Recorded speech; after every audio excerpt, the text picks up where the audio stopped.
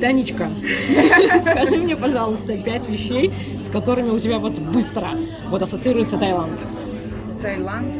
Блин, ну вообще сразу запах. Thank you. Да, Таиланд у нас с чем ассоциируется? Первое, запахи. Запахи, В хорошую да, сторону, в плохую? Как вообще? Блин, не знаю даже. Они, наверное, не очень хорошие запахи, но у меня ассоциация с Таиландом сразу такая приятная. Мурашки приятные, похожи сразу в город. Я люблю Таиланд, очень люблю. Всем привет! Вы на канале Секреты жизни за границей, где я рассказываю о том, как живут наши за рубежом. И сегодня будет супер нестандартный выпуск, потому что мы будем говорить о Таиланде, мы будем вспоминать Таиланд, но находясь при этом, как ни странно, в Дубае. С Танюшей мы знакомы 500 лет, мы с ней познакомились в Таиланде. Это человек, который прожил там 13 лет. То есть у нас как бы на двоих 20 лет жизни в этой стране. И вот уже 4 года мы живем в Эмиратах, и мы хотели бы сравнить вот это вот ощущение, каково это жить в Азии, каково это жить на Востоке, каково это жить в стране, где правит буддизм, каково это жить в стране, где правят, скажем так, мусульмане. Вот выпуск у нас будет вот в таком ракурсе. Да, мы говорили о том, что первое ощущение, которое вот ты приехал в страну. Таня говорила про запахи. Кстати, вот мы работаем в туризме, поэтому у нас мы сталкиваемся с очень многими людьми, многими ощущениями и очень много людей, которые вот на второй день пребывания, да, в Азии, да, в Таиланде. уже, да, все, не хочу, не нравится. Все, покупайте мне билет обратно, крысы, воняет им все, невкусно и так далее. То есть есть люди, которые сталкивались вот с таким. Я помню свое первое ощущение, я прилетела на Пхукет. И вот мы летели, я не помню, мы из Бангкока перелетали как бы на Пхукет, вот эти вот маленькие самолетики, и ты летишь прямо над этими островочками, вот да, это супер, просто красота.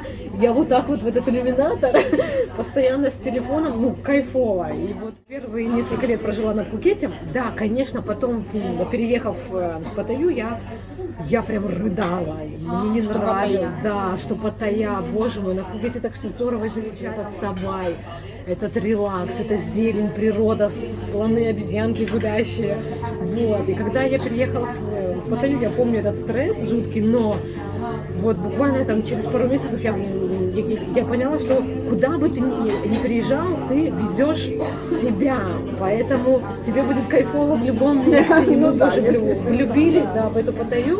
То есть там есть все, что вот ты хочешь, ты найдешь там. Если приехали там, например, дорого-богато, хочу какой-то там элитный отель, обслуживание сверх тоже, пожалуйста. Легко, вообще легко, супер сервис.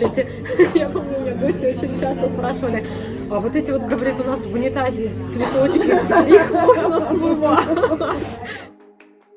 Таиланду принадлежат сотни островов в Сиамском заливе и Андаманском море. По некоторым данным, их около 250. Все острова Таиланда находятся недалеко от материкового берега. Центральная часть Сиамского залива свободна от островов. Таким образом, Таиланд не имеет островов в открытом море. Ранее большинство островов были необитаемы, но в последнее время многие из них стали развиваться как туристические курорты. Яркий пример этому – остров Пхукет. Пхукет лидирует в списке крупнейших островов Таиланда. С материковой частью королевства остров соединен 3 мостами. Ранее процветание Пхукета имело богатую и яркую историю. Жилось на добыче олова и каучука. И поскольку он находился на одном из основных торговых путей между Индией и Китаем, то постоянно упоминался в корабельных журналах португальских, французских, голландских и английских купцов. А вот, например, Смиланские острова являются национальным парком королевства Таиланд и входят в десятку лучших мест на Земле для дайвинга и отдыха. Крупнейшими и наиболее известными островами Таиланда являются Качанг, Панган, Пипилей, Пипидон, Сичанг, Самет, Самуи, Тау, Пхукет, Симиланы и многие другие. Я вспомнила один период в моей жизни. Вот они опять работать. Все начали орать. Заметила? Мы как-то, начинаем что-то записывать. Все, сейчас они будут говорить. Надо начать. Я так нечаянно получилось, что я попала вот в это общество состоятельных людей. Такие у меня друзья появились. И я сама тоже устроилась там на интересную работу, у меня появились мои деньги, я купила там машину и так далее. И был какой-то момент вот этого вот пафоса кайфового, когда мы в именных вещах приходили в дорогие клубы, брали VIP-зоны там какие-то. Это было даже как-то очень кайфово. К чему я это говорю? К тому, что я понимаю вот этих людей, которые, ну вот, ты говоришь, сорят деньгами в Дубае, да? Это определенный кайф. Ехать там на машине, на какой-то модной, сидеть в дорогущем ресторане, отдыхать там в супер-пуперском каком-то отеле, знаешь, модном. Супер-пуперское выпить, отрежь, пожалуйста. Ну вот, определенный кайф. Я вкус его знаю, понимаешь? Вот, ну, то есть есть понимание, почему люди Это делают. это делают, да. Бывает жара в пиджаках сидит. Да, блин, просто в Эмиратах супер жарко, здесь 45 вот все время. И Таня к нам приехала в гости, и мне кажется, в Эмиратах за целый год может быть 10 пасмурных дождевых дней, и вот они все собрались вот в это время. Мы в пиджаках сидим, да, мы ехали, дождь был, и причем вот это уже, ну как бы вот с Нового года у нас толком так и не наладилась погода, ну она клевая для нас, мы кайфуем от того, что прохладная, можно вздохнуть от жары. Но люди, мне кажется, которые отвалили кучу денег и приехали в самый пик дорогой сезона, и они не могут там загорать, потому что вот пасмурно и прохладненько. Объединенные Арабские Эмираты, в противовес Таиланду, это федеративное государство на Ближнем Востоке, состоящее из 7 эмиратов: Абу-Даби, Аджман, Дубай, Рас-Аль-Хайм, Кайван, Фуджейра и Шаржа. Столицей Объединенных Арабских Эмиратов является одноименная столица Эмирата Абу-Даби. Он же является наиболее богатым эмиратом. Это связано с тем, что административное устройство опирается на право каждого эмирата распоряжаться запасами углеводородов на своей территории. Таким образом, фактически, в соответствии с запасами нефти распределяется влияние тех или иных эмиратов в определении общей политики страны. Например, эмир Дубая является главой правительства Объединенных Арабских Эмиратов. Климат страны очень жаркий и сухой, часто бывают песчаные бури. Средний максимум в тени в летние месяцы приблизительно 40-45 градусов, но часто достигает и 50. Осадки здесь нерегулярны, преимущественно с ноября по май. И несмотря даже на неблагоприятный для флоры пустынный климат, в Дубае, например, открыт самый большой в мире парк цветов. И поверьте, Эмиратам есть чем вас удивить. Да, тайцы. Ну, вообще. Милота. Нет, они разные, конечно, разные. Это как, знаешь, мне говорят, если вы спросите тайца на улице, как пройти к какому-то магазину или к какому-то отелю, он обязательно скажет вам, что вот туда идите. Но придете ли вы в эту точку, не факт. Он может вам не сочинять, потому что для него, вот, ну, знаете, чтобы не было конфликта, чтобы не отказать человеку. Я помню, да, вот мы, плюс в том, что мы и жили, и работали, поэтому как бы работать с тайцами — это особая забава. Ты им даешь вот поручение какое-то, он чай, да, говорит, я все понял, окей, и все. И вот как бы на лице такое абсолютное непонимание вообще, кто ты, что ты от него хочешь, зачем он вообще пришел на работу, то есть он там пойдет, что-то поделает, но в итоге он не может сказать тебе, что я не понял, иначе он потеряет лицо, да? Их там 45 разновидностей улыбки, они все делают с улыбкой. Она может обозначать там как горе, печаль, грусть, но это все улыбка. И когда ты поживешь, ты уже вот как бы начинаешь понимать, да, вот эти улыбки, где она, да, где оттенки, она, оттенки улыбок, да, оттенки. Почему ты скучаешь? По Таиланду? Да. Ну, по кухне. По кухне, да, блин, ну вкусно же. По кухне, да, очень хватает. Да, я жутко скучаю всегда, да, в Москве. Там есть ресторанчик, где также пахнет и вкусно. Классно. Мне классно на Экспо. Мне так классно, что какой-то... Что прям классно. Да, такой вот прям кайф какой-то, блаженство просто. Боже, мы еще зашли в Да, мы Таиланд. зашли в Таиланд Мы просто и... решили поесть. У нас какая-то ностальгическая неделя по Таиланду. Да. Это мы встретились в Дубае, чтобы поболтать про Таиланд. Мне вообще... Мы с Танечкой разговаривали всю неделю про то, что нам не хватает Таиланда, и мы соскучились. И на Экспо, где мы ели в тайской кафешечке. Вкусно нам?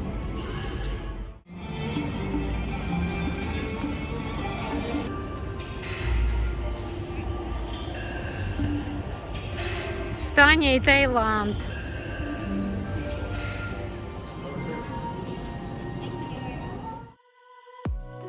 Таиланд – это рай в тропиках. Потрясающая природа перекликается с волшебными храмами, азиатской кухней и вековой культурой. Здесь есть история, гостеприимство, миллион развлечений, яркая ночная жизнь, сводящие с ума пейзажи, головокружительные пляжи и, конечно, мир улыбок. Это наш Таиланд. Это, знаешь, по природе, по яркости красок. Вот, знаешь, даже в Дубай приехали, все здорово, лето, море, там, да, где-то деревья. Но вот такого буйства красок, как в Таиланде, конечно же, нет. В Таиланде скучаю. По морю, в прозрачной воде. Вот это когда по очень белому песочку где-нибудь на Самете заходишь в море, как по простыне. Совместная работа, и вот с этого времени мы не расстаемся. А Таня, кстати, супер психолог. Она прям вот такой вот. Я вам оставлю ссылочку внизу. Да, Таня, продолжаем. Уважаемые подписчики, мне нужно вам пожаловаться срочно. Я прилетела в Дубай уже неделю, вот к этим ребятам в гости, к ним, да. И я ничего не видела, ничего мне не показали, никуда меня не свозили, вот, как-то дом. Я здесь 3 года, и мне ничего не показывают, никуда меня не возят. Иди там, где-то оно впереди, я не помню.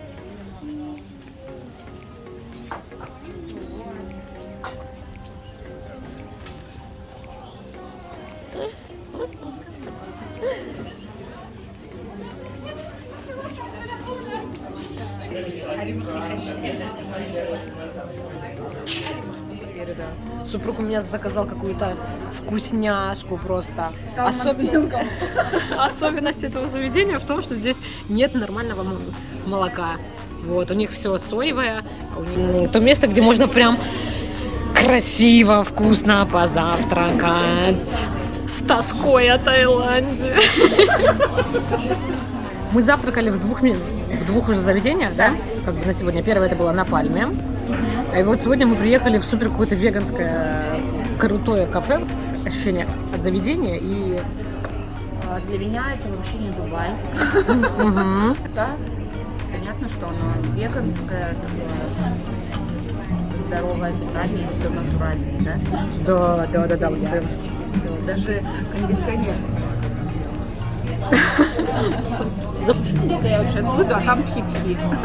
Ну да, у меня на канале есть видео про минусы и плюсы жизни в Эмиратах.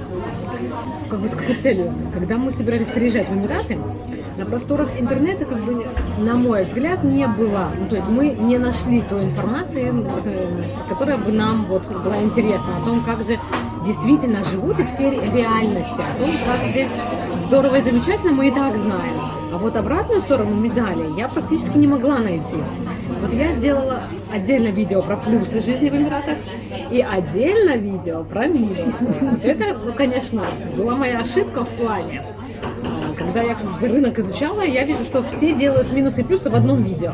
А я решила это отдельной темой выделить, ну как бы, чтобы они не пересекались между собой.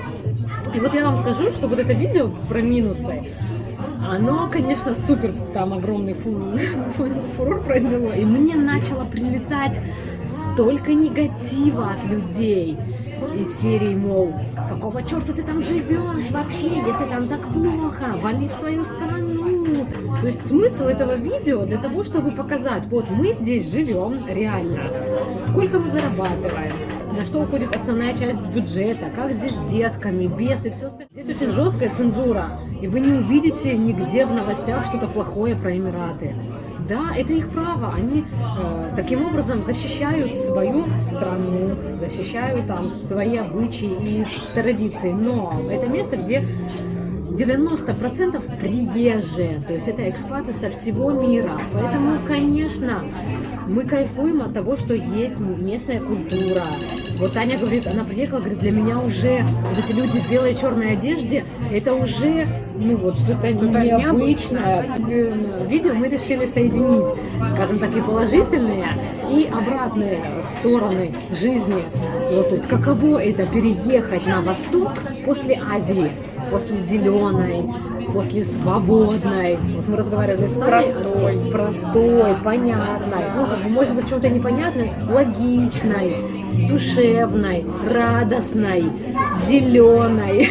И вот когда тебя вот оттуда берут и помещают. То есть мы из тех, кому Эмираты не зашли. И вот как бы мы с Таней погружались в разборы и так далее. И вот Таня мне пытается объяснять, что мне и не обязана нравиться эта страна. То есть, например, что нам нравится в Азии? В том, что вот лично мы, как выяснилось, я люблю нарушать законы. Вот почему-то мне это доставляет огромное удовольствие. У меня муж там супер быстро водит автомобиль, и когда он мог это позволить там в Азии себе, да, там тоже есть штрафы, и здесь есть штрафы, но здесь за нарушение этого закона ты платишь, какие-то неадекватные суммы. Я хочу перелезть через забор там, я хочу что-то сделать, то есть, видимо, нарушение закона и быть вот в этих рамках мне не нравится. Но это не значит, что у страны это минус. Это здорово, когда есть законы и когда они работают. Классный пункт. Вот здесь, опять же, она есть. Она есть. Здесь есть хорошие районы европейские, богатые, и есть вот тот самый одноэтажный Дубай, где вот живет основная часть рабочих. То есть, чтобы вы понимали, выстроить этот город и все эти высотки, для этого нужно большое количество строителей, рабочих и так далее. И поэтому здесь огромное количество одиноких мужчин, которые годами здесь живут, вот они работают, и эту денежку отправляют домой. Поэтому вот с этим моментом здесь очень много связанных нюансов и проблем. Там многие говорят о том, что спрос, как бы рождает предложение, и высокий уровень проститутности здесь именно проституции. Именно большое количество одиноких мужчин, которые здесь без семьи, они тоже порождают, конечно, спрос. Но я не говорю, опять же, что это плохо. Мы говорим о том, что почему-то Таиланд у всех ассоциируется с проституцией, и как бы все об этом легко говорят. А по сути, там, две улицы, девочки, да, там всего-то 2 улицы, и все знают, где они находятся. И когда вы в другом районе находитесь, вы даже с этим абсолютно не сталкиваетесь. 5% всего населения Паттайи. То есть это не в стране, а всего города. Тот, кто в этом завязан. Но почему-то вот этот стереотип идет прямо впереди планеты. А о том, что здесь вот мы идем по улице, и эти разбросанные все визиточки, почему-то о них никто не говорит. Не говорит о том, что страна-то не обязана нам нравиться. Да, многие просто почку продадут там для того, чтобы здесь жить и так далее.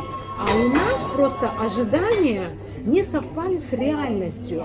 То есть, да, мы знали, на что мы едем, мы знали, что у меня супруг едет по контракту, поэтому мы здесь, и нас еще все не отпускают. Но я на 100% уверена, что мы здесь жить не останемся, что мы поедем в зеленую страну, там, где есть обязательно море, и будем жить там. Но, видимо, это место нам дано для нашей жизни с какой-то целью, чтобы переосмыслить. Может, для того, чтобы вам рассказать. Может, для этого как раз. Конечно. И чтобы больше любить то место, где ты был до этого, или куда ты еще поедешь. То есть обязательно нужно видеть обе стороны. Бывает, надо везде. Везде. Вот мы встали, дождь идет. Да. Я говорю, Танечка, дождик идет. А Таня говорит, Классно. вообще супер, вообще классно, что дождь идет. Прогуляемся, пиджачки Значит, не оденем, обгорим, бывает. да, значит, воздухом подышим, значит, красивый город. Клевый, да? Красивый. Мы сегодня первый раз заехали, вот за сколько времени я здесь нахожусь, и мы живем в районе, где высотки. И сегодня первый раз заехали в место, где постройки старинные, да, какие-то такие, типа, Старинный, да, виллочки. стране 50 лет, но старинные постройки. Но они То есть вот более местные, вот локал. с колоритом, да, с колоритом страны, вот эти вот окошки капельками и так далее. Проезжала сегодня, прям любовалась, думаю, такой тоже контрастный город, да, на контрасте. И там такие были везде высотки яркие, красивые. А здесь заезжаю в маленькие дома, и люди даже по-другому как-то одеты. Хотя район сколько, ну, там 20 минут ехала, да. В этих улочках узеньких, где ты можешь поехать. Вот в этом заключается и суть, и культура страны. Да, она, конечно, будет меняться. Любое место, открытое для туризма, оно будет меняться. Здесь уже меняются выходные дни, здесь там меняется культура, здесь меняется форма одежды. Например, мы находимся в городе, где можно найти алкоголь, там есть эти магазины и так далее. А вот выехать там в соседний Эмират, и где уже это вообще вот под строгим запретом, да, здесь 7 Эмиратов, и они абсолютно все разные. И говорить вот именно про Дубай, как про всю страну, а многие думают, что именно так, это, конечно, абсолютно, как бы не очень корректно. И вот он выбрал себе направление более туристическое. Здесь практически не было изначально нефти, и вот они как бы понимали о том, что в стране скоро деньги закончатся, и нужно чем-то вот завлекать этот туристический поток, и правитель выбрал вот супер вариант. Мне кажется, вот он настроился максимально на туризм. И мало кто слышал о том, что есть там Рас-Аль-Хайм, Шарджа, Аджман регион, Абу-Даби — это столица, это 80% всей страны. Но почему-то об этом мало кто знает, а все знают именно про Дубай. Что-нибудь еще сказать? А почему? Потому что он вот туристический, он самый пафосный, он самый понтовый, он самый, как бы на слуху, да.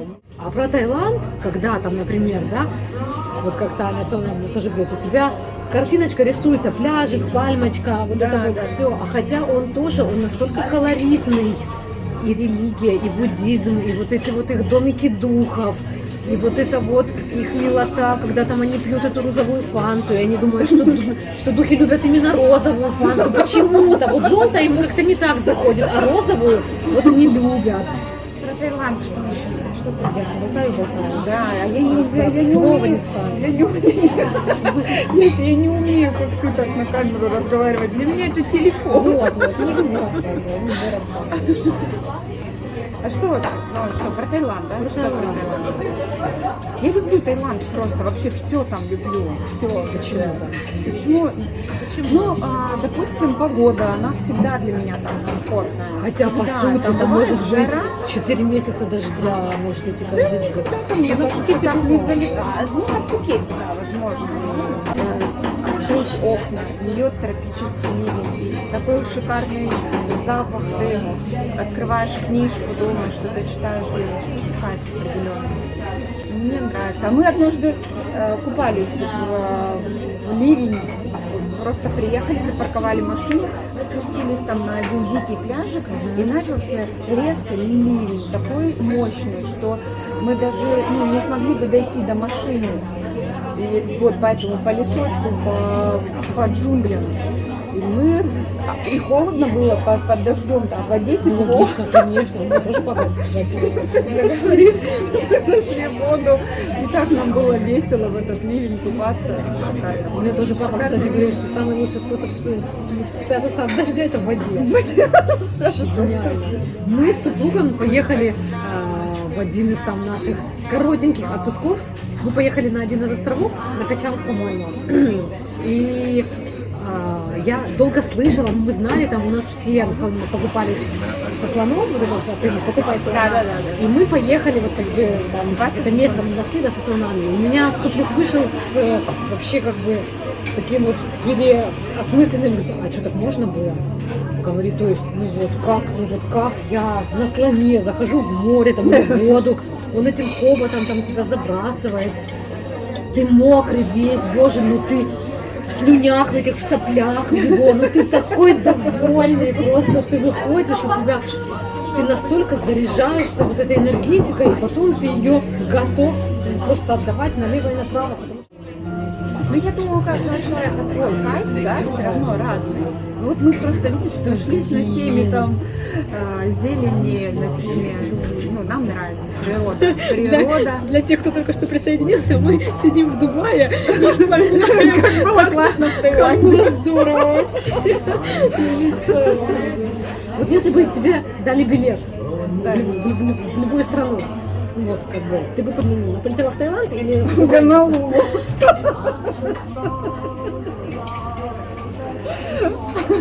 Как я примитивно мыслю.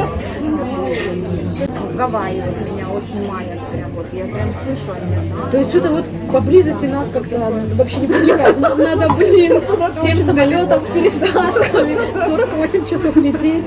Потом еще на верблюде добираться. Что? На верблюде еще потом добираться. Да, и с пересадкой тоже. Вот. Слушай, мне вот, честное слово, удивительно для самой себя, что у меня не произошло какого-то момента вот такого бахового, знаешь, что это что-то для меня новое и какое-то интересное. Ну, может, потому что Бангкок, Может, это, потому что был Бангкок, да? да, потому что Бангкок это был просто, ну, на выходные съездили, там, и отдыхали, и на руфтопах сидели, и, может быть, поэтому, я не знаю, но у меня вот, ну, не случился какой-то вот такой вот момент. Поехали на Бали, да? Когда ты смотришь это на картинках, кажется, вот это же здорово, так интересно, что это насыпной остров, и он искусственный, на нем как-то все выстроено, это здорово. Я ехала, на Бали мы едем. А когда там внутри находишься, ты же не видишь, хочется взлететь сверху на это все посмотреть. Что, мне кажется, еще очень важно, куда ты попал в первый раз. Вот, может быть, если бы вот, ты после родины попала первый раз сюда, тебе бы здесь было более кайфово. Вот как мне, я еще студентом первый раз приехала в Турцию на практику. Я помню это ощущение, когда мы жили, там в Бельзебе есть такой маленький поселочек, и он прям вплотную, вот горы, вот море и огромные плантации апельсиновых садов. И когда вот это, в апреле мы были, и когда вот это цветет все, вот этот супер бомбический аромат, и когда я помню маме звоню, тогда еще мама говорит, у меня такое ощущение, что я хожу и нюхаю чай везде, ну вот мне так пахло, у меня такие были эмоции волшебные, и как бы, и после этого я поняла, что я жить на Украине не очень хочу, хотя я распробовала ее вкус уже в зрелом возрасте, вот. Ну и после этого, вот мне кажется, вот и Турцию я люблю, вот в Таиланде мы жили, и в Турции мы долго жили, и в Таиланде мы долго жили. Вот это, как бы, любовь к зелени, она, может быть, вот из первого места пришла. Для меня Таиланд, вот ты говоришь, ты прилетела сначала на Пхукет, да, а потом ты приехала в Паттайю и в легком шоке. Да, а у меня первая в жизни заграница была Паттайя. Ну, это первое. Для меня это было очень круто, здорово, красиво. И тогда там сколько, 13-15 лет назад, это еще не настолько она была ярко туристическая, еще такая первозданная, красивая Паттайя для меня было что-то волшебное.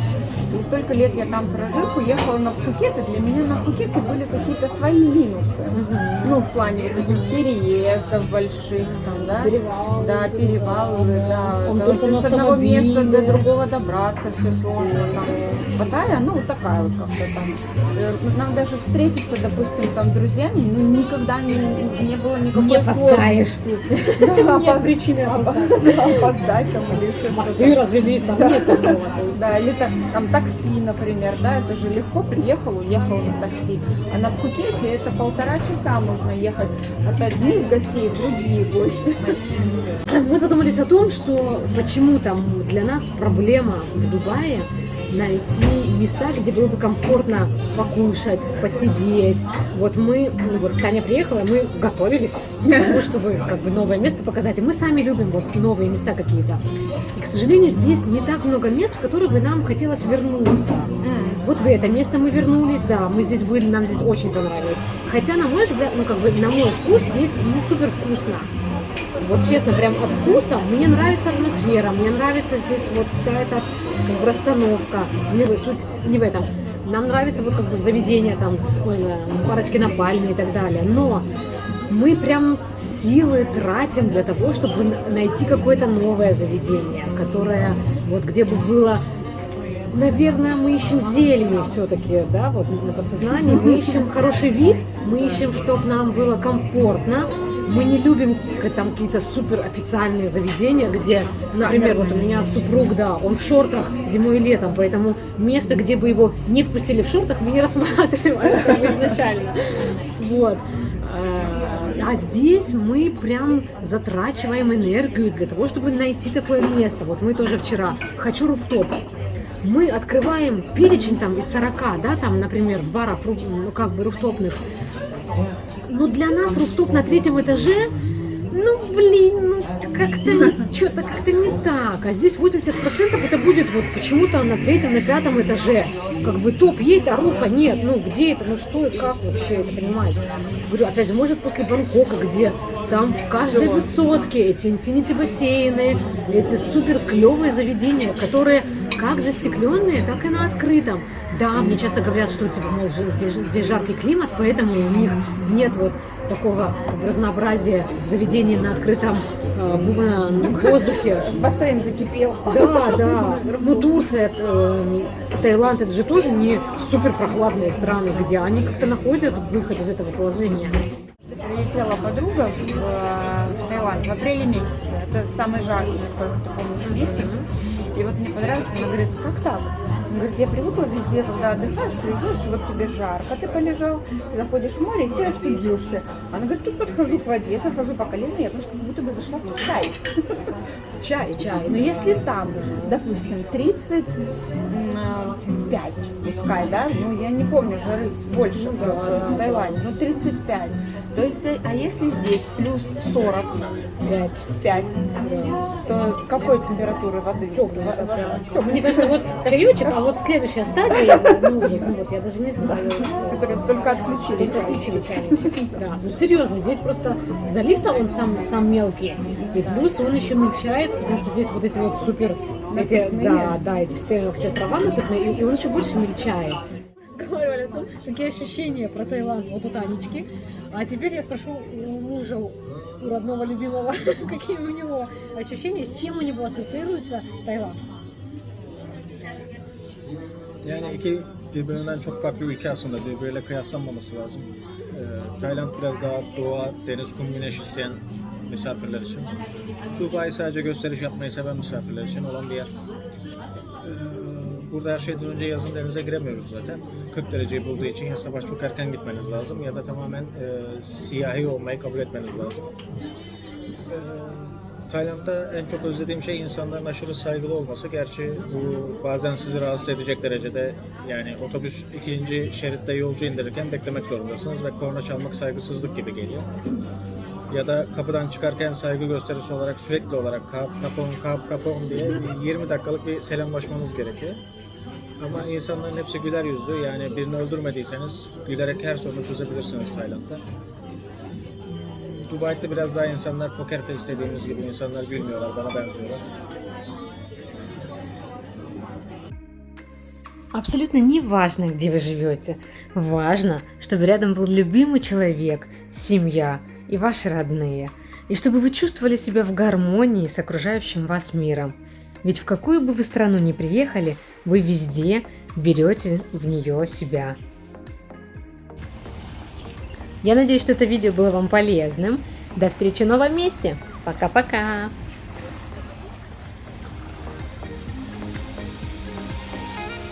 Ya bakar mısın Tayland'dayım.